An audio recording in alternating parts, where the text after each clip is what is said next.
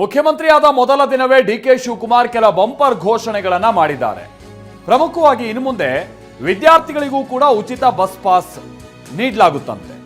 ಅಂದ್ರೆ ಹೆಣ್ಮಕ್ಳಿಗೆ ಫ್ರೀ ಇತ್ತು ಹೇಗಿದ್ರು, ಈಗ ಗಂಡು ಮಕ್ಕಳಿಗೂ ಕೂಡ ಉಚಿತವಾದಂಥ ಬಸ್ ಪ್ರಯಾಣ ಇರುತ್ತೆ.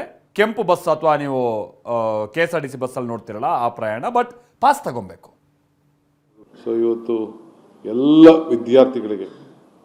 ವಿದ್ಯಾರ್ಥಿಗಳು ಯಾರೇ ಆಗಿರಲಿ ವಿದ್ಯಾರ್ಥಿಗಳು, ಸೊ ಕಾಲೇಜ್ವರೆಗೂ ಕೂಡ ಯಾರು ವಿದ್ಯಾರ್ಥಿ, ಕಾಲೇಜ್ ಇರ್ಬೋದು, PG ಇರ್ಬೋದು, PUC ಇರ್ಬೋದು, SLC ಇರ್ಬೋದು, ಎಲ್ಲ ಪಾಸ್ಗಳನ್ನು ಏನು ನಾವು ಕೊಡ್ತಾ ಇದ್ದೇವೆ ಅದಕ್ಕೆ ಯಾರಿಗೂ ಕೂಡ ಚಾರ್ಜ್ ಮಾಡದೆ ಫ್ರೀಯಾಗೆ ವಿದ್ಯಾರ್ಥಿಗಳಿಗೆ ಫ್ರೀ ಬಸ್ ಪಾಸನ್ನು ಕೊಡ್ತೇವೆ.